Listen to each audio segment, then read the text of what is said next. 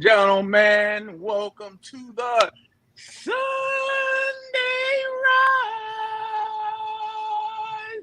Rise.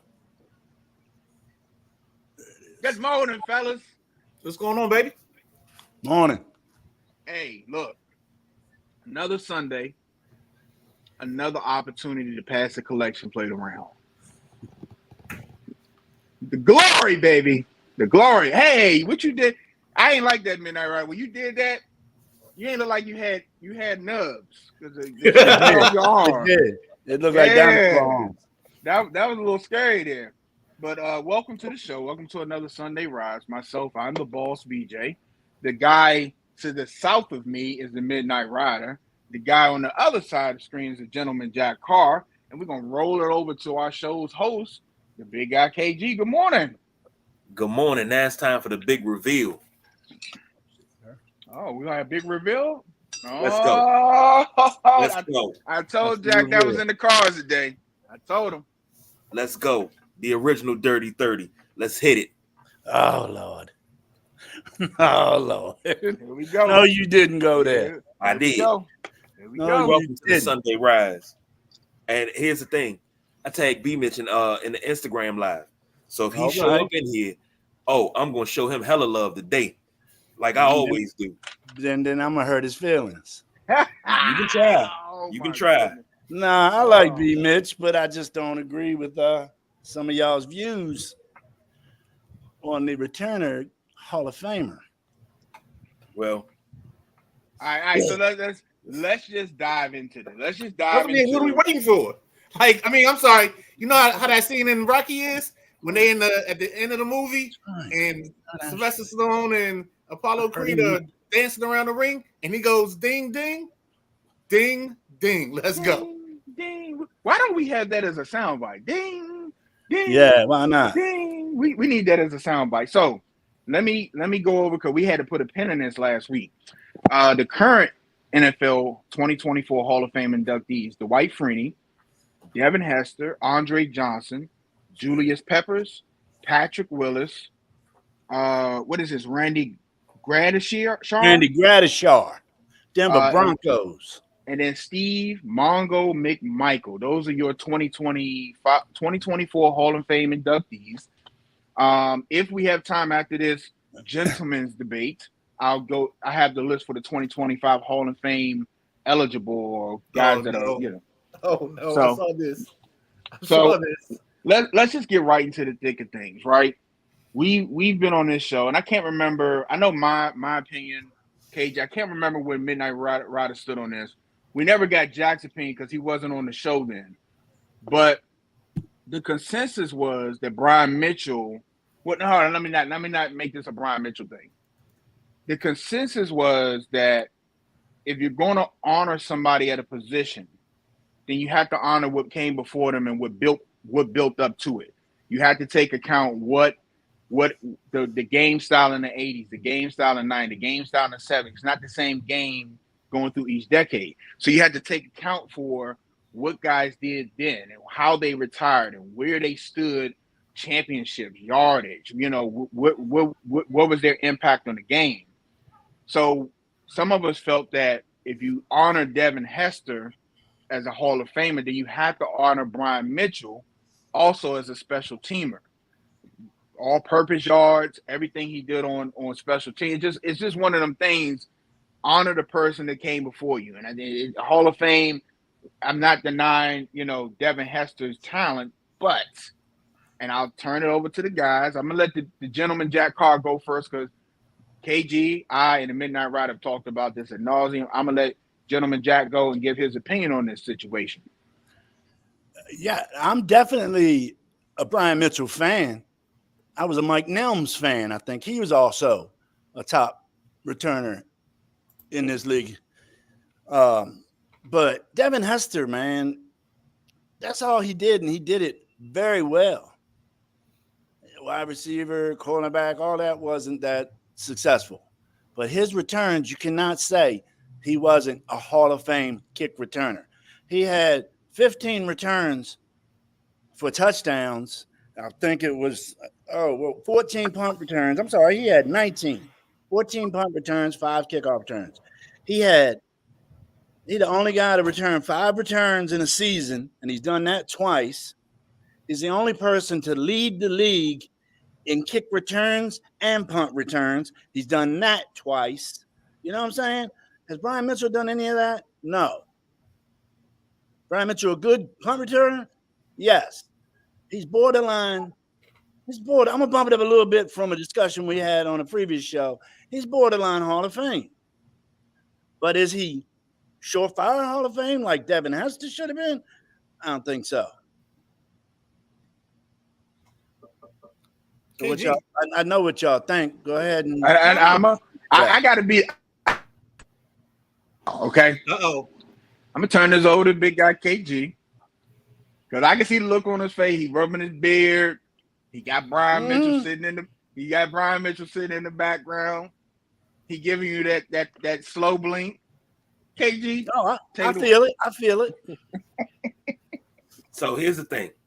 You talk about Devin Hester. You run your mouth about Devin Hester. You thump your Bible with your John 3:16. Well, I'm going to tell you Brian Mitchell 3:16 means I'm number 2 all-time and all-purpose yards behind Jerry Rice. And I ain't talking by 1,000 yards. I ain't talking by 2,000 yards. You play 50 years, you're going to get a record like that.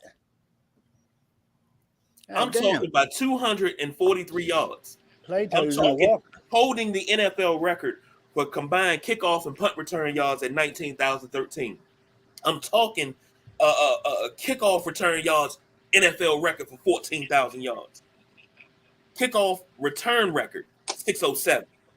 Punt return record for yards 4,099. Punt returns 463. Who played longer? Just a question, not an argument. Who played longer? Mitchell. Mitchell did. But see, here's the thing. That's how he got to break Hester's records. No, Hester had to break Mitchell's records. Because here's the thing. Devin Hester, for all that he was great at, was he a great returner? Yes. Is he the greatest returner? No. He couldn't play corner because they burnt him. They put him in a slot. He got burnt. He couldn't get off the line as a receiver. He had no other position. All he could do was return kicks. That's what he's in the hall for. Brian Mitchell, on the other hand, don't bring me this running back stuff. Was a running back. He's in the hall quarterback, as well as a punt returner and a kick returner. He brought more to the table. He could have done more, but Joe Gibbs said it himself. I didn't want to burn him out. He was selected as a kick returner, not a running back, not a cornerback. I'm talking about the career all the way around the board. Numbers don't lie. If you have to break a player's records and they say, oh, you're the greatest because you broke this player's records, then that player, that records that you broke, should also be in the Hall of Fame as well because their records were Hall of Fame worthy before you even got to them. We've been talking about this for years. This was a statement we said in a previous argument that I heard, and I didn't use it. I think it's one of my partner's comments. What did he say? Dude. Can't now. I forgot what I was going to say. Oh, it's all good. It's all good. Hey, we all got plus 40 brains, baby. Yeah. Oh, but I'm plus 55, and it's a worse brain. Believe me, y'all. Y'all got something coming. I can see the smoke. I can see the smoke coming out your ears, Jack. I do it all the time, man. This is the first time it's happened on a show. Let me ask you a question. And I understand what Jack's saying. He went in as a kick/punt return special teams guy. And Brian Mitchell was mostly a special teams guy. But when you retire, if you retire at the top, did B. Mitch retire? He retired second in all-purpose, right? He wasn't first, still right? second. Yep. And he's still second. Does that mean anything? Does that mean anything? No, I'm just saying that should that have meant something? Like we always talk when we was talking about putting a list together. We was talking about the top 10, and it's something you look at. It's like that's probably the most obscure name on that top 10 all-purpose yard list is Brian Mitchell, because of how he had to get his yards from everywhere. Everybody else is probably strictly offense. I don't think it's another all-purpose guy in that top 10 as far as yardage. does that mean? That has to mean something. That you weren't just a receiver. You weren't just a running back. You were all over the field getting these yards. I think that's what KG. That's what kind of I think too. I'm not saying Devin Hester shouldn't get in, but it's not just Devin Hester. It's multiple positions where you see guys going in, and you like, hold on, what about such and such or such and such that that paved the way? I thought that's what sports and history is supposed to be about. Honor your history. These guys paved the way. These were their stats when it mattered, and now you kind of skipping over them. And we know the Hall of Fame, sometimes it's a popularity contest and who they like, and who is available for media day, and who kids sign autographs and then all this other crap. It's not always about football. But let me ask you this, Jack. Do you think, you say he's borderline, do you think he should get in now that, because you gotta, and I don't want to talk about the 2025 too much, but you got probably a lock in Vinatieri that's going in. That's another special team. Can you put another special teams guy in without going back and get Brian Mitchell? I gotta say, just say it, Jack. Say it's tough. It's tough. Let alone being a popularity contest. It's got something to do with success too, wins and losses. I know B. Mitchell is part of some winning and part of some losing.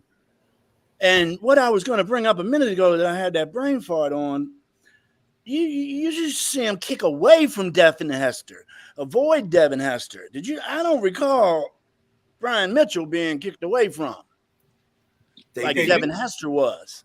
KG? They kicked away from B. Mitch.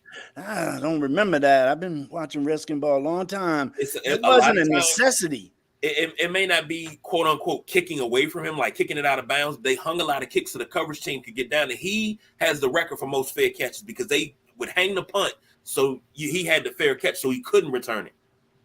You saying they hit him with a Reggie Roby, just hit it in the sky? Man, Reggie, hey, see, when it comes down to special teams, you can name a list of special teams that's their own Hall of Fame players right then and there. Reggie Roby is one. Steve Tasker's another. And stop right there. And this is what I'm talking about. If we're talking about, because I'm a Bills fan, and you're talking about great special teamers, we just can't go on the flash and the dash that Devin Hester did. We're talking about a Swiss Army knife and Steve Tasker. That's what I'm talking about. He's a top 4 or 3, depending on anybody. You talk to multiple NFL people. He has to be top 3 or 4 special team player of all time. Right? When you talk special teams, Steve Tasker name come up. Why aren't you in the Hall of Fame for that? If you're one of the best at your positions all time, you should be in the Hall of Fame. Mm-hmm. Yeah. You said something about all-purpose yards. You said there's no really all-purpose guys on this list. Brian Mitchell's number 2. He's not the most obscure name. Yeah, he did. I mean, Frank Gore. Frank Gore is on this list at number 5. But he's not obscure. He got his 95, 98% from running the ball. That's what I'm talking about. Darren Sproles, running back, running and receiving. He caught a lot out of the backfield. He ran a lot of kicks back. He ran punch back. He did. He caught a lot of passes too for a running back. He did. Now, but Brian Mitchell, I don't, and y'all, unless it's injury, we talking about Brian Mitchell. I don't think he was ever number 1 running back or number 1 receiver. He's always been number 1 kick return or punt return guy, but he's never been the number 1 running back. He's always been the change of pace guy, body down guy. Yeah, third down guy. So Darren Sproles was a primary running back at a point. He did start. He did, run the rock. So, and I think that's another notch for B. Mitch. He wasn't the primary guy, and he still went out there and got those yards. Excuse me. He's not getting in for being a running back. You go down further. We go down to 18. You got Eric Metcalf, one of the most exciting punt and kick returners that we had in the 80s and 90s. Him and Mel Gray and Brian Mitchell, you didn't really want to kick to them because they could anytime take it to the house. And, of course, Deion Sanders was in that too. But they could take it to the house at any time. Mm-hmm. You didn't kick to those guys. Those guys right there do not get enough respect. And that's a problem. You know, we talking all-purpose yards. And you got guys that return kicks. Steve Smith returned kicks at one point in his career. He did kicks. Mm-hmm. A lot of wide receivers are kick returners. And a couple of comments. Antonio says if Hester is calling for Josh Cribbs to get in, you have to consider B. Mitch. He called for B. Mitch too, and that's why I got a lot of respect for Devin Hester. He said, now that I'm in, you got to consider Brian Mitchell and Joshua Cribbs. And I've been saying this for the longest. And I always say it's not taking anything away from Hester. It's when you come down to putting, I remember they had it was pretty much of a ban on special teamers. Like Ray Guy, greatest punter in the history of the game. Mm-hmm. It took forever to get him in. Then he finally got in. Now, before him, the only other special teamer that was in the Hall of Fame was Jan Stenerud. Now, we're talking about putting Adam Vinatieri in. Where are the rest of the special teams? Where are the Reggie Robies, the Brian Mitchells? Yeah, Reggie Roby was something. I tell you, Reggie Roby could not play in Dallas Stadium now, the way it's set up nowadays. He'd hit that Jumbotron every time. Every time. I've only seen it hit twice, but he'd hit it every time. I remember that dude, he kicked the ball one time, and it actually got up high enough to almost at the rim of the stadium. This is why they implemented hang time, because he used to wear a watch. He was a visionary. He was a revolutionary of the game, and he's not in the Hall of Fame. This is where I have a problem with, because you have guys that have played the game that are calling for these players to be in the Hall of Fame. This is why I say what I say about Hall of Fame voting.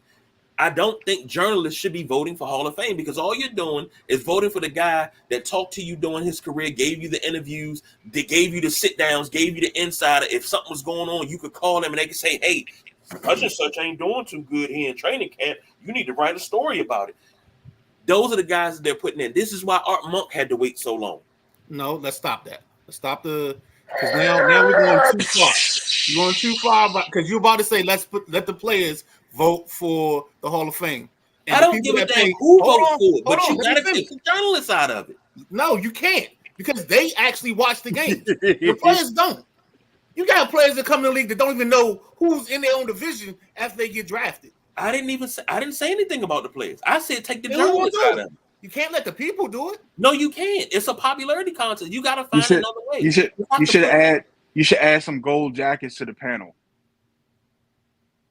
You should add. I just see maybe that, but they gotta be people that watch the games. They can't be people that get spoon-fed information. Like you can't put Stephen A. You can't put Stephen A. on the panel because he gets spoon-fed his information. That's why he thought that Tress Way was a quarterback at some point, because some guy won the Super Bowl in Madden off of using Tress Way as his quarterback. So let's not, like, we got to be responsible when it comes to who we use to select these people. And that's all it is, because I don't want to go to players, because I know for a fact that some of these guys don't pay attention to anything. No. Like the second they get off the field, they done. I'm not saying go to the play, because you can't go to current players, because current players, most of the time, I don't understand this. How do you play a sport and you don't know the history of the sport?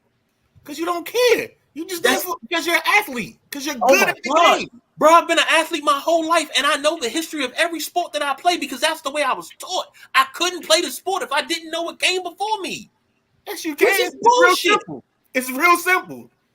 Well, you think what's my man Joey Galloway cared? No, he ran a 4.2. That's why he got in the league. He didn't care about. He wasn't a football historian. A lot of these guys aren't historians. These guys go because that's what they're good at, and they get paid, and they play as long as they can play, and as long as they can get paid, and then they're out. Now, do you have guys that are historians? Yes, absolutely. And I'm gonna say it's not all guys. Right, it's not all guys. Some guys, they go to college because of history and tradition. Some guys go because there's certain colleges because they don't want to follow the crowd. They want to make their own path. And you can do that more now because everything's on TV. You're going to get seen if you go to Western Laurel College of the Christian Saints. You're going to be on TV. If you make 12 tackles, somebody's going to see. It wasn't that way 30 years ago. If you had some talent, you had to go to, a top school to kind of get seen. It was some diamonds in the rough, but KG, everybody ain't you. Everybody ain't, everybody don't come in like, guys are focused on themselves. And it's refreshing when you hear, a 17, 18-year-old kid can tell you who played quarterback at Notre Dame in their last championship on VHS. It's refreshing. Yeah, Tiger, uppercut, Tiger, uppercut. No. It's great because I like that videotape that don't exist of Maryland winning the title. So 53, baby, 53. It's on what is it called? What is the reel called? It's on the reel, baby. You got to warm that thing up. Couple of comments real quick. Sam checking in. Like number 7 with the forward pass, 7-yard gain. Yeah, let me tell you that, but it's just something about the whole thing in the NFL and the Sunday and the football. Ladies and gentlemen, at halftime, you can get your soda pop for 7 cents. Antonio said B mentioned second in all-purpose yards in NFL history. He is Hall of Fame worthy. Quick tip for Jack. When you forget a woman's name or anything you were about to say, run the alphabet letter by letter through your head, A to Z. It'll come back to you, guaranteed. I remembered it, then I forgot it, then I tried the alphabet, and that didn't work. But I remembered it, Sam. And Sam said, KG finna lose it the day they induct Jason Whitlock in the Hall of Fame. Hall of Shame, maybe. He's gonna be a front row heckler. He's gonna be front row. Good old Buckeye Joey G. Sam also says, I don't know, maybe I got the wrong person we were talking about the other day about politics. Yeah, we were talking about him and a couple of other people that we shall not be named. But this Hall of Fame induction class, I believe it was strong. This year's class was strong. I love it that Mongo got in while he could actually see it. Gradishar. I can't believe it's taking this long to get Gradishar in. I'm just not sold on Mongo being in. I apologize. And I said that before. I know he's on his deathbed, but Steve Mongo McMichael shouldn't be in the Hall of Fame. That's just my opinion. Is Joe Klecko in the Hall of Fame? I don't know. No, I don't have a Google machine in front of me, so hold on. My phone already smoking from trying to handle the podcast. I'm pulling it up for you. Yes, Klecko is in the Hall of Fame. Okay. Jets. Part of the New York Sack Exchange. Right. Yes. Real quick. 2025 Hall of Fame eligible. Real quick, some names: Luke Kuechly, Eli Manning, Earl Thomas, Marshawn Lynch, Adam Vinatieri, Clay Matthews, Terrell T. Sizzle Suggs, Joe Staley, Vernon Davis, Aqib Talib, Ryan Khalil, and Marshall Yanda. What names stand out on that list for you guys as locks? For me, it's Eli, Adam Vinatieri. I think Yanda's going to get in. We listen to the same list because you got to say Kuechly. I'm going back up it. So Kuechly for sure. They love Kuechly. Yeah, he was not only was he dominant on the field, but they love him in the media. So he's definitely he's a great person in the community too, Luke. Absolutely, very exceptional in the community. I don't have Eli as a lock. I'm sorry. He's on. I got him. He's on a borderline. He's a borderline for me. He got 2 or 1. How many rings? He got 2 off Brady. That pretty much gets you in there. Let me ask a question. Hold up, time out. 2 does what? 2 rings pretty much get you in there, bro. Well, let's get Jim Plunkett in and then talk to me about Eli. Hold on, let me ask a question. Just telling you, just what they do. I'm just telling you. Comparison. You said you will get you in there. Boy, it's spicy in this thing today. I've been fighting with him for 2 days. Comparison is Phillip Rivers a surefire Hall of Famer? No, but he'll eventually get in. Okay. Yeah, I think he's. What about Ben Roethlisberger? Yes, Ben is getting in. Ben's first ballot. Surefire. The thing that's going to hurt Ben is when it's time for him to come up, they're going to bring up the incidents. The sex scandal stuff. Yeah, that's what this media does. That's only if Malika Andrews is on the coverage. I don't think that's going to affect his going in. I'm asking the Midnight Rider this. So, do you think Ben Roethlisberger is a surefire lock? I don't think it's a lock, but I think he should get in. Okay, you can't have Ben Roethlisberger and Phillip Rivers eventually in, but you say Eli's borderline, because guess what? If you take the numbers of those 3 quarterbacks from the 2004 draft, their numbers are comparable all the way across the board. Okay. You know what the crazy thing is? My guys were Roethlisberger and Rivers. And I kind of agree with that. But here's the thing. And this is when the other intangibles, when you're putting all this stuff together for the Hall of Fame, the 2 runs that the Giants made to go to the Super Bowl, win the Super Bowl, Eli was perfect. Eli, he made the throws and the plays for how many games you got when we get to the Super Bowl? 4? Let's say 4. For 4 games, 2 times, he was perfect. And beat the undefeated Patriots. And beat that right there is Hall of Fame worthy itself, because that 2007? That 2007 Patriots offense was unstoppable and heavily favored. And it wasn't just an Eli thing, because that was a unit thing, because they slowed them down. So that wasn't just an Eli thing. But the pass to Plexico, those passes, then the second run, then he did the thing is he beat Tom Brady, the greatest. Everybody has him now as the greatest quarterback. He beat him twice. He's going to Hall of Fame. Yep, first ballot. First ballot. He's going to just for that. I don't care how bad the Giants look in other years. Those 2 years right there. If Kurt Warner can get in on that short ass resume he got, and he won 1 ring, Hold on. I'm just saying. Come on. No. Let him talk. Come on, Pastor. Let Warner got in because of his story. And his story. He got in coming out of the grocery store. Coming out the grocery store. He won 1 ring. They lost the other one. Look, Eli got two rings that got halos around them. You remember, I don't know if y'all watched Dragon Ball Z, when Goku passed away, he walked around with a halo on. That's what Eli got on his rings. Them 2 rings got halos on them, baby. Patriots. Hold on. Here it comes. Hold on. Kurt Warner's story, yes, is great. Kurt Warner lost 2 Super Bowls, but he took little baby Arizona to the Super Bowl, and they went toe-to-toe with mighty Pittsburgh. He had a nice squad. Yeah, Didn't he have Fitzgerald and Bolden? He had Fitzgerald and Bolden, yes. Yeah. I mean, what was wrong with that offense? It's nothing wrong with it, but he took that. He revived his career in the desert because they thought, remember, everybody had wrote him off when he was with the Giants. Yeah. Right, because he went out to the desert and revived his career and took them and made them contenders.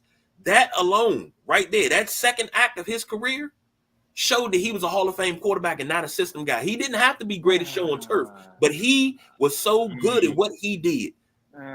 It's amazing how certain quarterbacks get Joe Flacco resurrected his career last year in Cleveland. Is he a Hall of Fame quarterback? Ooh. Wait, resurrected his career where in Cleveland? What did he do in Cleveland? Running Cleveland.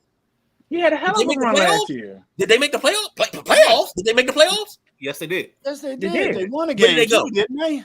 Where did they go? Did they win a game? Did they go to the Super Bowl? Did they even sniff? No, they didn't go to the Super Bowl. That's not a resurrection. Do it again. That's a resurrection. That's not a resurrection. A resurrection is when you do it. Joe Flacco looked pretty good at 40 whatever years old he is. I'm glad we're not on the Hall of Fame after being smashed. Do I think KG was a Hall of Fame quarterback? You know that room that KG got. It was a nice story. We got to build an addition with KG on the Hall of Fame committee. You remember that? We got to have a whole nother side. Yeah. He wants a right bench to be in the Hall of Fame. Yeah. The thing is, because you looking at it like this. I'm looking at it on the grand scheme of things, on the bigger scale of things. I'm taking into account everything that this person did in their career on the field. So I'm taking into no, because if anytime you can say that Eli Manning is borderline, he's borderline. Did you not. outside your rabbit ass mind with that. Well, I'll sit outside with Bugs Bunny. Hop around a little bit for us. Exactly. I ain't never heard nobody say that. I've never heard anybody say that Eli was borderline Hall of Fame. A lot of people say he's borderline. Yeah, a lot of people say a lot of things, but I ain't never heard nobody say nothing like that. Okay, a lot of people think Eli is borderline, man. Come over to my side of the world, baby. And it's because if you just look back at his but you take those regular seasons, if you take them 2 seasons away, he was horrible at times. Like it wasn't no giant. Yeah, it wasn't no giant. Some of them interceptions, it wasn't a giant in the screen. And we talking about people got 80-inch screens. It wasn't a giant there. It was just throwing the ball to other teams. But them 2 seasons are magical because they had to go on a run. And you know what? Each time. And the funny part about it, one of KG's favorite Redskins is part of the reason he got the first one. Antonio Pierce? You talking about Pierce? Who? Santana Moss. Santana Moss drops a pass in the game in like week 6 or week 7 with the Giants are on the rope. I think the Giants are like 0-4 and they're in FedEx. And all they got to do, if they complete this pass, they keep going down the field and the Giants can't come back. But unfortunately, he dropped the pass. I think the Giants get the ball back, go down the field, score, win the ball game. And then that kept their momentum going forward because they were trying to fire Coughlin that year.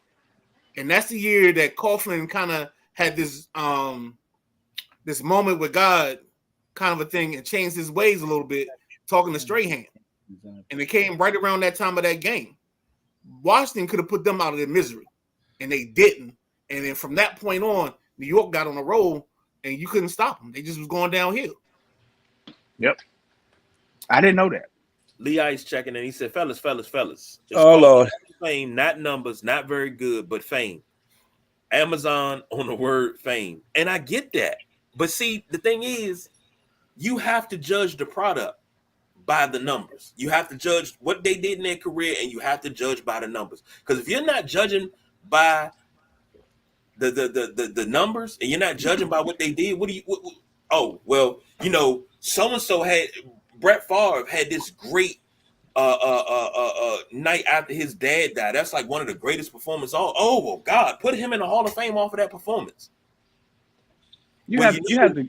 You know, Corey Dillon ran for 278 yards on a Sunday. You know, he broke Walter Payton's record. Oh my God, that's one of the greatest performances ever. Put him in the Hall of Fame. I mean, he is in the Hall of Fame technically because he had his stuff from that. His stuff is in that game. That's his stuff from that game is in the Hall of Fame. So Corey Dillon has been up on the finalists. If he's not already in, let me double check. Corey Dillon's definitely not in. If Corey Dillon's in, then we need to burn the Hall of Fame down. Absolutely. If Corey Dillon in, I had a game in the hood where I had 300 passing, 300 rushing, and 7 touchdowns. I need to be considered. No, he's not in. I mean, he better not be in. Thank goodness. Because if he in this, then Cedric Benson need to be in. I mean, let's be real with the people that we're talking about being in the Hall of Fame. And that list, when I saw that picture of the 2025 Hall of Fame, I was like, dear God, don't let this get on the show because I know I'm gonna be in trouble. It's coming. Because I don't. Eli, whatever. I think Vinatieri gets in. I think Super Saiyan Clay. I think he should wait a year. I don't think he should be first ballot. Who else we got? Who did I miss? I think T Sizzle. I think he might be a second ballot guy, but depends. He's maybe just because of the defense they had in Baltimore. Are they letting Talib in? He was a top cornerback for a while. Okay. Talib won't be in. Nah. What about Marshall Yanda? I think he gets in because he's a top flight offensive lineman. Yeah, I think that's what I was thinking. The 2 names that stood out to me was Yanda and Kuechly. Yanda will get in before Joe Jacoby. Oh, because they got. In my opinion, what was I talking about? Honor those that came before you. And why is Joe Jacoby not in the Hall of Fame? Is it personal? Because he wasn't Yes, sexy. it's the person that held Jacoby out of the Hall of Fame is Gary Zimmerman, the old Sports Illustrated writer. So since KG got his temple to Sports Illustrated, let him know that it's tainted by the guy that's holding his man Joe Jacoby out of the Hall of Fame. Just You know like what's Peter crazy? King It held seems- out I'm Monk. about to say it's a couple of journalists that held grudges over some Redskins in that time period that held them out of the Hall of Fame. If you finish first and receiving and stuff, you should be. You finish your career first, You have all-time leading catches. all time. You should be in the Hall of Fame. Yeah. You shouldn't have to sit and wait to get in the Hall of Fame. That's what I'm saying. If you finish first, second, third in that tier, and Jack made a good point. Unless you played 17 years, and that has to mean something too, because these other guys are playing an Longevity average. means something, yeah. Right. Longevity means something, but if you got the yards in 7 to 11 years, like a normal career, And then your but next you 4 played years of junk. yeah, and then you added some junk years like Frank Gore, you added some junk years to that, and you know, That ruins a lot of ball players' legacy, Tiger uppercut. in my opinion. When they They play not too like long, us. They it not ruins like their us. legacy. I'm just saying. So what do y'all think about Gradishar getting in? Me, I think it's way overdue. He retired in 83. He was the anchor of the Denver Broncos Orange Crush defense. Never missed a game. First Iron Man. I can't really say I feel like he belongs. He doesn't because I didn't see him. So I don't. That's like certain players I can't speak on just because I never laid eyes on their whole career. He's still got a Denver Broncos franchise record for tackles in the season. I mean, you're the elder statesman in this group, so Yeah, you gotta let you watching the Denver Broncos defense back in the day was the shit. My buddy was a Broncos fan, Orange Crush shirts all the time, and it was a defense to watch. When you mention the defenses, the Ravens, the Bears, nobody mentions the Broncos from the early 80s, late 70s. They were nasty. It was them and the Steelers. Best defense. Let me tell you something, and I got to run, guys. And y'all never seen Steel Curtain either. No, I never seen not live, and I never seen Mongo McMichael career live either. But I know he shouldn't be in the damn Hall of Fame. We seen that. You seen it. I seen the Ric Flair Mongo McMichael come out. Woo! I seen that guy. Before you run, BJ, hold on. Let's get to this real quick because Lee Ice said this. He said Joe Namath numbers are trash, but nobody's questions him being in. Lee Ice, it's been questioned plenty of times on this show. We love Joe Willie Namath, but we also know that he got in because of that 68 championship, which the late great Bubba Smith said was probably rigged and probably paid off. So the merger would go through. Well, if y'all gonna do that, then y'all got. Never mind. I'm not gonna start this argument. If there's a place I can go. Those clips of Namath walking off the field after that championship, that's legendary. And Joe was flamboyant too. And that's what got him in the Hall of Fame. Not his numbers, that improbable win that should have never happened. That's what got him in. If you, it's like, go ahead. No, go ahead. I'm sorry. No, because I lost my train of thought. It's like the Giants beating the Patriots. That's what that was like. I think it might be on another level because they weren't supposed to win. They just weren't supposed to win. I think people thought the Giants had a slim chance because of the run they were on. But the Jets wasn't supposed to come out in that game victorious at all. They were supposed to get demolished, whipped. They were supposed to get the green knocked off their helmet, and then Joe Namath walking off the field. You know, you see him walking off the field, and with the hand in the air. That's imprinted in your mind if you're a NFL fan. I think the Colts would have won that game if Johnny U played. They had McMichael or somebody out there. Nah, it was one of the greatest backup quarterbacks of all time in Earl Moore, but Earl Moore played a shit game. Moore, my fault. He was a chunky dude. Yeah, but he also a lot of quarterbacks were chunky back then. He was also the reason the 72 Dolphins were undefeated. Yeah, I still feel Johnny U had that offense like a fine-tuned piano. Yeah, Yeah, and it was Johnny, nice. you What went was it, down Raymond Berry? and got them their only touchdown in that game. If he would have got in after halftime, that would have been a different game. It But was a thought. this is why I say I think what Bubba Smith said was right. He said that he think that the NFL and the AFL came to Earl Moore and said something to him about, hey, if you do this, you throw this game, the merger goes through, we make more money. Come on now, right before halftime, how do you miss Jimmy Orr down there waving his hands like this in the end zone? How do you miss that? And you go to the man that the pass wasn't intended for and throw an interception. It's too many coincidences right there. Jimmy Orr was the primary receiver on that play. How do you know that? I You know don't the play believe call? that, but we did have the 18-18 socks, so anything's possible. And what was that, Midnight Rider? I said, do you have the play call on that? Yes, I do.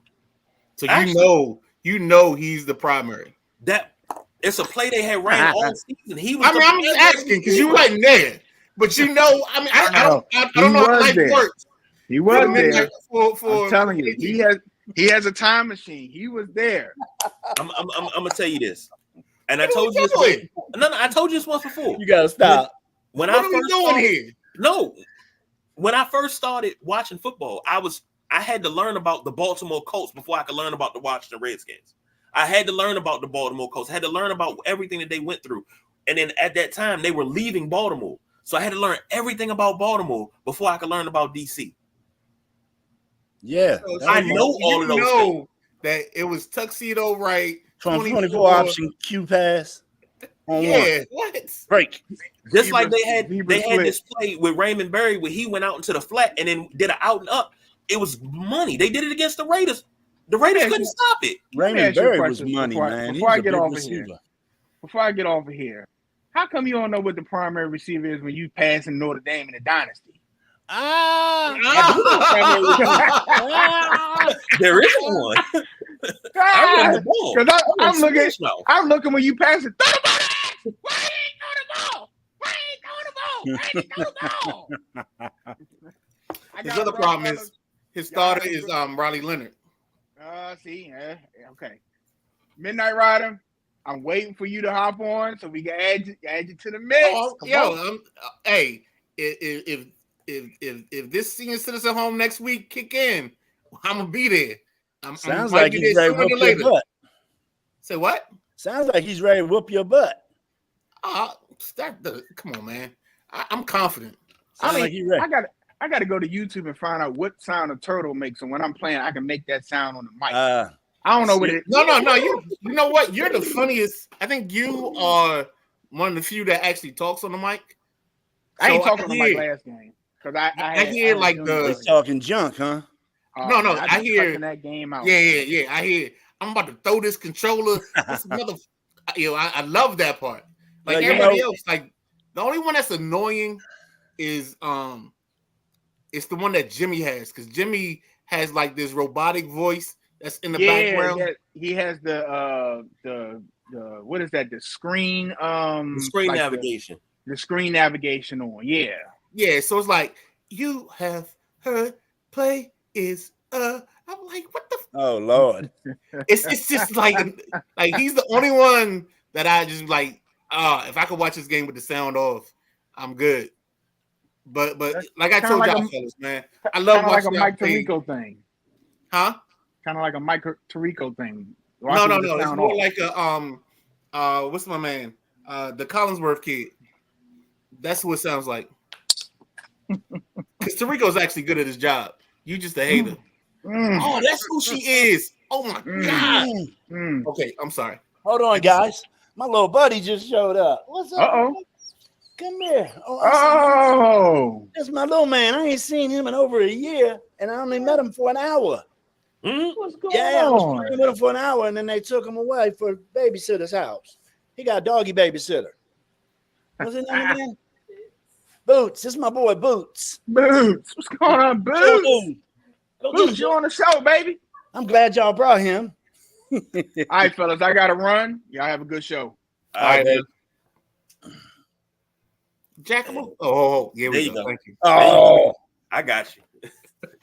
that's my lake Um, background. Where's it at? There it is. Yeah, you still got your lake background, Jack. You it's got a real lake. It's not a I know I cover. was gonna say this ain't one of no fake ones. I'm getting ready to get in there. They're all down there splashing around right now, taking the boat Matty out. Ice Jet said, skis, it's banging.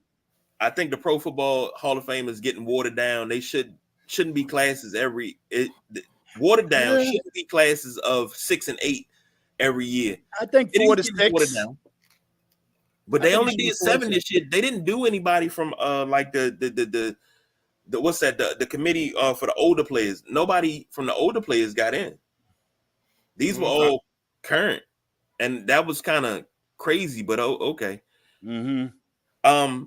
NFL training camp, gentlemen. We don't want Close to to Hall of home. Fame no more. We can keep talking Hall of Fame, but we got to keep moving. Keep moving. Okay, I mean, because I've hey, had 2 days of Hall of Fame. I'm good. Jack, Doug, Who yeah, you want to talk about now, bro? Who? I'm good, Doug. I'm messing with you, man. Julius Peppers. He played basketball at UNC too. Yes, Want to talk indeed. about him? And I know we beat Duke twice, probably with him at least. It don't, man. He ain't got no championships back then. We got more. Oh, I That's think Peppers did get a I think we championship. got more championships than y'all in this stretch. We got the most recent. Oh, we got 5 total. We got the most recent. Yeah. In the COVID year, wasn't it? We got at least 2 in the last 6 years? I was the last one, 2015. Yeah. That's all right. We be there this year. Cooper Flag. I don't know. Cooper Flag. He Looking- dominated the Olympic team. He gonna dominate the NCAA. And then Looking y'all got at- the kid from the South Sudan too. So all right, I'm sorry. Player of the year. Let's stay on focus because KG looked like he wanted us to stay on point. What was he just talking about? I forgot what he said. See, He's forgot. doing training camps. Training camp. I know a looking little bit about training at- camp. Training camp close to home. Hey Jack, if you got Cooper Flag and the kid from Sudan, no, Sudan, he gonna be rebounding, kicking at the coop. See, I forgot I got this control. I can do that. We got 7-footer. Big boy. What'd you do? I muted him. Damn, I wish I had that control. I want to mute him sometime myself. But looking at training camp, being honest, all jokes aside, the atmosphere is different in Ashburn. Yeah, I agree.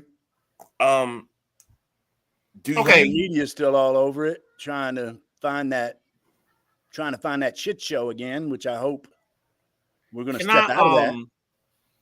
This is going to be a moment where Instrumental. I have to give somebody in the room their credence and their just due, and it's KG because On he's what? talked about the last 2 years. He's talked about Bobby Wagner and his influence and how he could be an influence on a team. I love Bobby Wagner. Yeah, I told him I didn't want Bobby Wagner here, but part of the reason I didn't want him here is because I didn't believe in the coaching. he's gonna be a beast. But I think now that we have I feel like we have better people in place to deal with our linebackers. I'm cool with Bobby Wagner being here. So I know I told you like, oh no, he shouldn't be here. I don't want to deal with that relic, blah blah blah. But I had my reasons. He should get a lot of action with that D line we got. Wagner should get a lot of action. I think he'll lead the team in tackles. Mhm. I think he'll be very impactful. And think he'll get a couple that's why picks. I really have a lot of hope for this team. But I want to give you your props because you've been on this the last 3 years of getting Bobby Wagner here. I just didn't believe in like the people in place and they would use him effectively. I appreciate that. I think I've gotten up before about a Redskin team or Washington team coming in and get let down. Then I let it go. Then I got up again for the Washington team coming in, let it go. Then RG3's rookie season. Oh my God, I was on top of the world the next year. And then it went downhill. So it's really hard as a Washington fan, I feel, to get up about a season, but I'm almost getting excited about this season. Let me see a couple preseason games. So that's funny you say that because It's hard. the RG3 year, I tell people anytime that if my son was born in 2012, his name might have been Robert Griffin Conti. I was the biggest. No, I'm dead serious. So like, I never forget the day the trade happens. I'm at my girlfriend's house, or the girlfriend at the time, in Waldorf, and like, my guy Bernie calls me. And he's like, "Yo, we made a deal." I was like, "What are you talking about?" Oh yeah, traded your life away. So they traded their life away to get RG3. And I never forget the night the trade happened, sports radio, sports TV, like NFL Network, they were just on a thing. And you could go to, like, I literally went downstairs at 2 a.m. and watched TV for probably like an hour, 2 hours about this RG3 trade. It was one of those seminal moments where, and then after that summer, oh, you'd have thought I had coach's tape. I took every YouTube version of the game that RG3 was in the Big 12, and I watched it back, and I watched it like 2 or 3 times. So I was all in for RG3. I thought he could have been the guy. Me too. And when he played that first season, I was like, oh, this is it. He gonna be a problem. And I always thought that somebody said there's a great thing. One of the hardest things to deal with is fame. Fame has no conscience. Fame has no druthers. Fame can change anything. And I think the fame is what got to him. It wasn't the success, it was the fame. Yeah. Because he wanted to be somebody different than who he really was. Agreed. Okay. So what have y'all noticed in training camp other than around town here in the MVA? There's a safety. They got this kid Owens, free agent safety from Texas Tech. Every time I listen to the radio, every time people talk, I keep hearing this guy's name mentioned. I think he wears number 40. I want to see him and see what he brings to the table. McGee, the linebacker they drafted out of Temple. Who was he run with? Who? Who'd you play with? The kid Owens. Mm-hmm. He's the commander. Okay. They got him as a undrafted free agent out of Texas Tech. I think he plays safety. They've talked about him a couple times, so he's one of the guys I want to see. Like, it's weird because I used to be able to have boots on the ground when I used to go to training camp. Yeah, so it's a different experience for me now. Well, they opened it up again. Yeah, but it's a little bit different. Like, no, it's not like Carlisle was back in the day. Right, so Jack, I don't know, we might have crossed paths here as well, but back in the day, you know, when I was growing up, my dad and I was part of the Pigskin Club.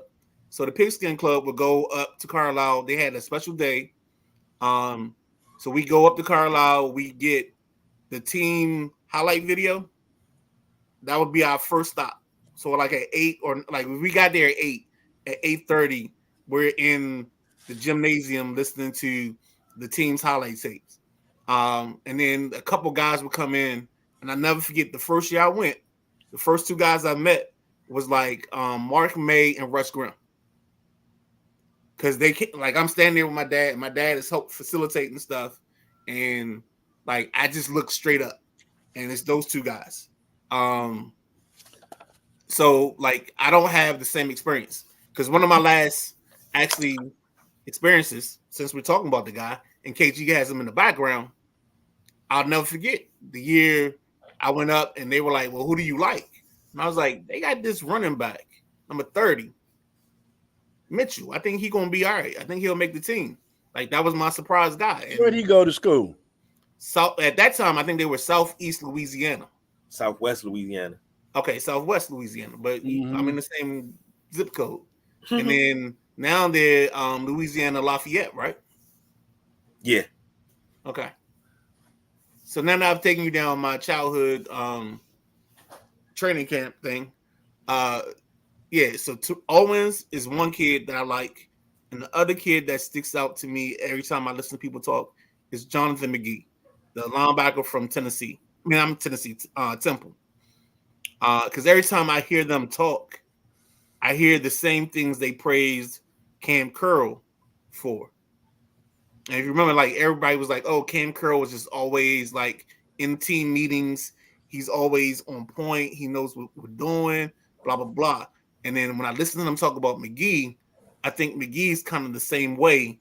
And I'm curious to see what level of play or what level of impact he has going forward. Because I think he could be one of those guys that, we drafted him in 4th, 5th round, and he ends up being a day one impact kind of guy. We need one of those guys. Yeah, we need him bad. Secondary needs to step up this year. And I think a pass rush will help, of course. If you ain't got a good pass rush, then receivers are running around all day long. Good pass rush, then quarterbacks got to rush throws, and that's when trouble happens. So we need a good pass rush, but our secondary needs to tighten up. Here's the thing. You talk about pass rush, and I heard something. I know we're not getting into roster projection, but I heard the name of Jamin Davis and him being the odd man out and not making his team this season. What is it, his 3rd year now? 4th, I think. 4th. So, yeah. He should have made noise a while ago, man. I think he's been a slow come on, but I like him. I like his play. I think the problem is they've just misused him in this whole stretch. Like, and for some reason, they tried to make him a middle, a MLB, and I don't think he was that. And if you don't play the defensive style for him to be an MLB, I tell people all the time, there's certain players that are thinkers, and there's certain guys that are attackers, and you got to identify the difference. Because I think one of the biggest mistakes this team ever made was trying to make LeVar Arrington a thinker. You should have put him in a position to be downhill and attack at all times. You should have been like Sikkim. And I say that from a person, like even on a personal level. Like whenever you play on certain teams, you just tell people like, "Yo, this is what I do. This is what I do best." Like put me in a position to sit. I don't want to think. If you want the best of me, let me think. Let me go and attack. Don't let me think. And like that's what I think about LeVar, and that's what I'm talking about Jamin. Like when they had Jamin attacking the A gap, he had 5 sacks in like his first 8 games, and then all of a sudden, like Jack Del Rio and them got dumb and stopped putting him in that position to attack the quarterback. It's like, what are you doing? Like, what are we doing here? That's what he did all through college, attack quarterbacks. Just attack the quarterback. I agree. It's like he's not a thinker. And I listen to the media, and they're like, "Oh, he's not the smartest guy." He ain't got to be the smartest guy. If you put him downhill and let him go, let him eat. What we thinking about? It's like the media at times talk about this kid like, "Oh, he may not be the smartest thing," or who gives a damn? He's an athletic freak. Let him get freaky. Yeah, I don't think his numbers were what. Like you don't make if you marry a porn star, you don't make her a housewife. You gotta let her be a porn star. You can't change people's dynamics. And that's where I was listening to Chris Russell? Yes. And he was talking. It was Chris Russell. Yes. And he was talking about them changing his position and putting him on the line. He was like, it's too late. He said, when you've been doing something for so long and now you're getting older, now it's more along the lines of you have to learn something totally new. He's not going to flourish in that. He will get picked up by somebody else, but it's not going to work. He could have learned to be a down linebacker, and I think he would have been a better down linebacker than he was. He should go to Baltimore. Well, let's look at maybe the rest of the league now. Well, let me get to a couple of comments real quick. All right. Matty Ice said, I think you guys are getting a bit too high on your Commanders. Still aren't as high as the Browns fan, but getting there. I mean, we got to get excited about something. We got new ownership. This is their first full season, new front office almost. I don't think we said anything outrageous about the Commanders. I think we're pretty much on cue for right now. Yeah, if I'm hoping for a 500 season, that's not pretty high on the Commanders. I mean, the Browns have every right. I mean, I'm sorry. I listen to the Browns every so often, and they got a right to be high on this team, on their team, Somebody Because- predicted them to be in the Super Bowl on that show we did Saturday night. Was that you? No, it couldn't have been me. Somebody predicted the Browns to be in the Or Super Bowl. if that was the case, then my Smirnoff was talking way too much. If that's the case. My Smirnoff was talking way too much. Matty, I just assumed the Raiders would suck. Expect them to suck, and if they don't, it's great. That's how I've been on and off for the past 30 years with the rest of the Washington team. BJ says, LeVar Arrington attacker. And here's the thing. Only person that used LeVar Arrington the correct way was Marvin Lewis. And we only had Marvin Lewis for a year. Cup of coffee. Yeah, because he was the Steve Spurrier. Yeah. And then he wound up getting the job. We had a good defense, terrible He got offense. the job in Cincinnati. He got a job in Cincinnati. And I mean, I like Marvin Lewis as a coach. Yeah. This is the same organization that had Marvin Lewis, Mike Martz, Mike Nolan. We had so many guys that wound up going elsewhere to be head coaches. Head coaches. This way. Mm-hmm. So too many Chiefs, not enough engines. I'll give you that. There's a lot of head coach talent. They used to play LeVar on the outside, and they always played him on the weak side. LeVar's a strong side backer. No, he's not. He's the middle, isn't he? He can play the middle, but they always put him on the weak let side. him go. His free range. You remember Alvin Mack? Alvin Yes. Mack was like, let's separate the children, let the ambulance figure it out. Yeah, that's what we should be. He just go.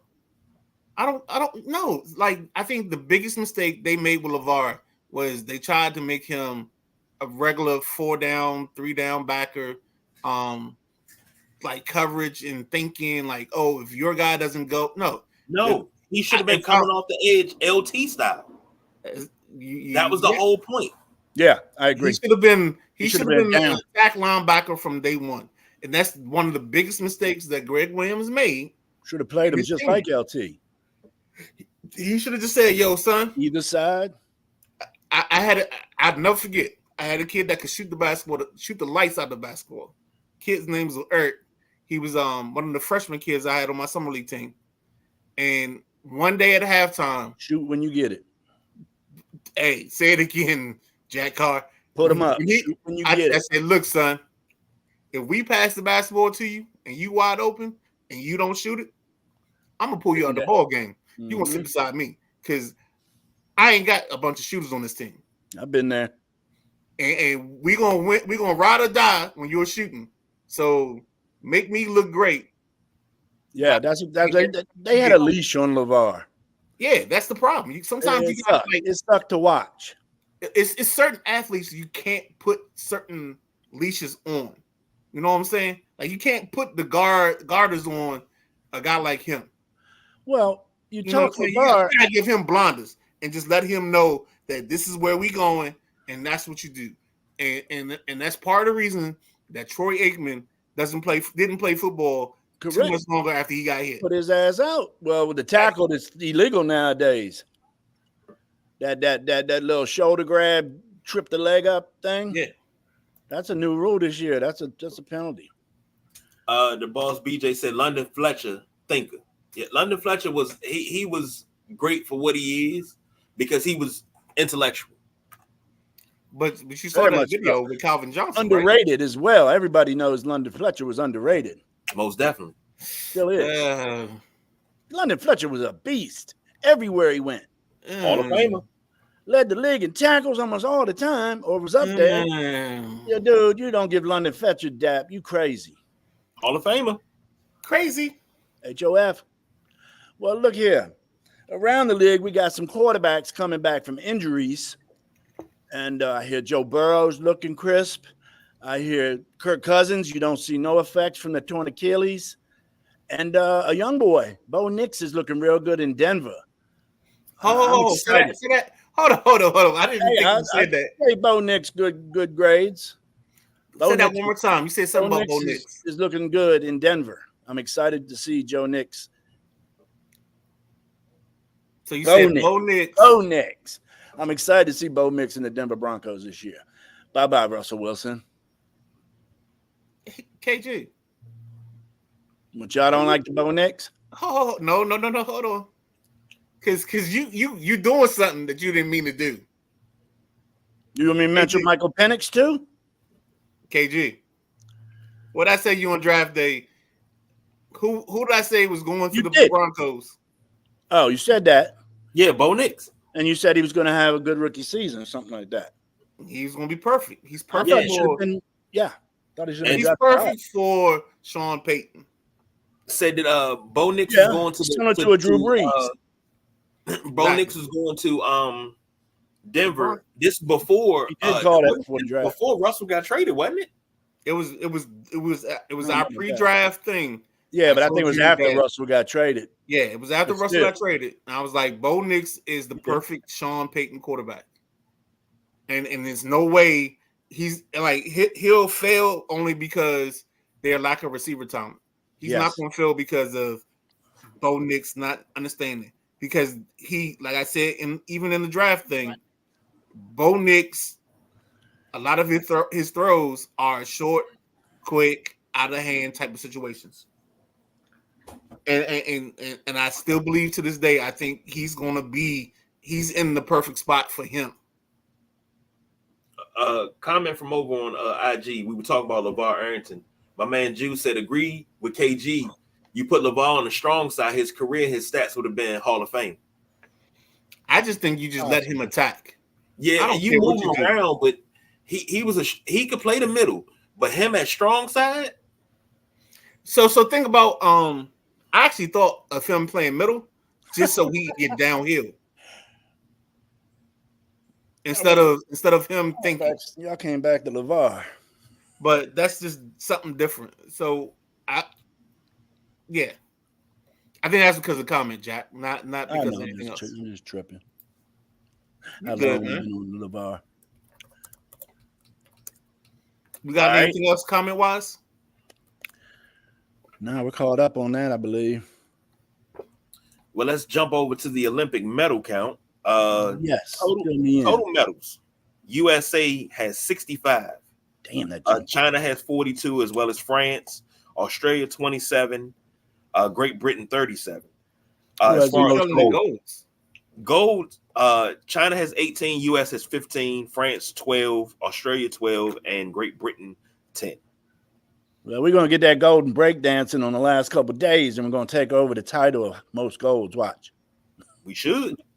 Well, we missed a few golds in some of these races here recently, man. I didn't see it live. What was that gal's name you mentioned earlier? Oh, Sha'Carri. She ended up what, silver? Yeah, she got silver. She was a gold medal front runner for that. And have they ran the men's 4x? I don't think they have. That young boy's going to run in? I don't think they have yet. Okay. Yeah, I think them relays are last. And then you got the women's basketball team. They're playing right now. They're blowing out Germany. And they're undefeated, right? It's 71-49 right now. And the only good thing to watch on Germany is number 0. I think her name is Solin Sodabali or something like that.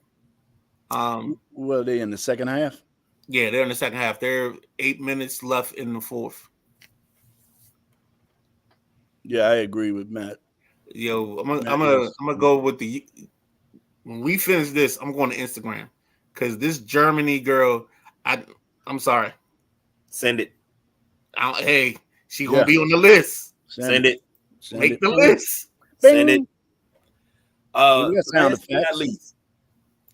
Say it again. I got sound effects over here. Bing, bing, bing. So what I'm eating, today? Boy, you don't want to know what I'm eating around here, boy. We got a whole itinerary set for the week. Breakfast this morning was slamming. It was just scrambled eggs and bacon, thick. When you just say slamming, you don't know. I don't know if you know it. It's a dude on YouTube that does like restaurant reviews. It's a DC dude. He be like, "Yo, I'm going here." You know Stamp. Like that. Yes. Now hold on. My wife. Jack just said that. I gotta say this. He How did. are you? He I was reviewed so a couple happy of to see places that was Boots. just like, no. He did. If you've ever been down 301, it's a spot down there called Mrs. K's, Mm-hmm. and he reviewed their breakfast. He reviewed Mrs. Is K's. that Pam? Is that the wife? Jack, don't put us on mute. Is that the wife? No, that's my 7-figure sister-in-law. Okay. He Yeah, did this place, Mrs. K's, down there on 301, and he went in there. He got grits, scrapple, scrambled eggs, and I think French toast or something like that. And he was like, "Stamp." And I was like, "Oh my god!" I was like, "The scrapple Thanks for looked bringing my dry. bag. The I'll grits be look about in 15 minutes. lumpy." I was like, "Oh man, no." But now he didn't hit on almost everything else, but that one right there, I was like, So Nah. he did Chicken Friends, which is a friend of the show for All in Sports. And he gave them a good review. But yeah, there are times he said stamp, I'm like, because I think he gave down. 250. He gave I'm down with 250 food as stamp. reviews. You get a food review, call me. "You ever Yeah, that's ate, why I text everybody. Yesterday, I know. Wasn't nothing I could do. I said I'm kid free. Yeah. Let's go. And nobody responded. Everybody was on their getaways and doing their thing. So hey, I got a couple Mexican trucks I'd like y'all to try, boy. They're authentic, original, actually Guatemalan, El Salvadorian. That shit's banging. can I get Lomo Saltadas? I don't know what that is, but there's one truck I go to. They got it. I mean, the whole side of the truck is a menu, dude. I don't even know what half of it is. And what you just said, I'd have to ask her, what's that mean? And she'd say whatever it is. Because now there's a truck. Back in the day, I used to go to when I was working at Yelp. So we were across from Cap One, and it was like a fire truck. They had like a fire truck theme, and they had this thing called Lomo Saltadas. It's like strip steak, onions, peppers, rice, the whole nine, and they give you like the sauces, and you put the sauces with the food, and it's magnifique. yes, sir. Now you just get the carne asada, tacos, or burrito. So today I'm probably having my leftovers from Sylvester's because I went and got fajitas. I got Sylvester's. Yo, dog. Nope. Oh, Don't say that too loud, man. Sylvestre? Should I say it that way? No. When you say Sylvester's, my wife gonna come around here. She gonna correct you. Don't say it too loud. No, it's all good. How should I say it? Tell me how I say Come on, it. Lovey. It's Sylvestre. Sylvestre. Oh, Ben just wants to sound fancy. So whatever it is, I get the chicken and steak fajita. I get fries and rice because I'm a carnivore. And I like my starches, and I get all the sauces. Mm. Nah, And see, I don't. Oh, Jew said Mrs. K's is legendary. No, Mrs. K's was legendary back in the day. Mrs. K's ain't legendary no more. Is that right? That's faking. Man, my mom used to tell me about Mrs. K's, and my uncle, he used to get my mom a fish box, a fish sandwich box from there every day after work when she was a kid. Uh-huh. She was like, "Yeah, that's when it was like that." Where you see that at? Where he said Mrs. K's? That's It's over on on Instagram. Instagram. Insta. Got you. But yeah, last night we just had quick stuff because everybody was arriving. There's probably 14 of us here. And we had taco salad, make your own taco salad. But tonight we having shrimp scampi. I know that's right. Yes, sir. I think we're gonna eat out tonight. I don't want my wife cooking. I want her to rest herself and relax. So we're gonna eat out tonight. Ain't that sweet? KG is so sensitive, KG. It's got his sensitive side. You need a man. Don't start that, man. We had a whole joint last night. We had a whole joint last night about that. Oh man.